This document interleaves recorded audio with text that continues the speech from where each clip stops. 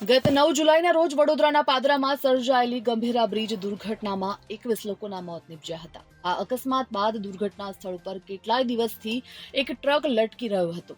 આ ટ્રકનો માલિક ટ્રકને ઉતારવા માટે સરકારી કચેરીઓના ધક્કા ખાઈ રહ્યો હતો. ત્યારે આખરે 27 દિવસ બાદ બ્રિજ ઉપર લટકતો ટ્રક બહાર કાઢવામાં આવ્યો હતો. મળતી માહિતી મુજબ મરીન સ્પેશિયલિસ્ટ ટીમ અને વહીવટી તંત્રની મદદથી 5 દિવસ સુધી સતત કામગીરી કર્યા બાદ બલૂન કેપ્સ્યુલ ટેકનોલોજીથી આ ટ્રકને બહાર કાઢવામાં આવ્યો હતો.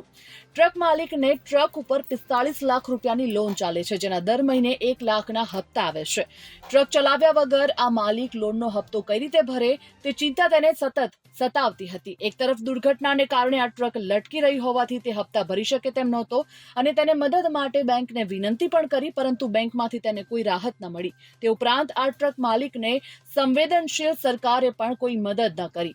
તેનો હપ્તો કોઈ પણ કિંમતે તેને ભરવાનો હોવાથી ટ્રક માલિક ચિંતામાં હતો અને ગંભીરા બ્રિજ દુર્ઘટનામાં ફસાયેલા ટ્રક માલિકની વેદના સમજીને સાંસદ મિતેશ પટેલે પોતાના પગારમાંથી 1 માસનો હપ્તો ટ્રક માલિકની લોન ખાતામાં જમા કરાવવાનો નિર્ણય લીધો હતો.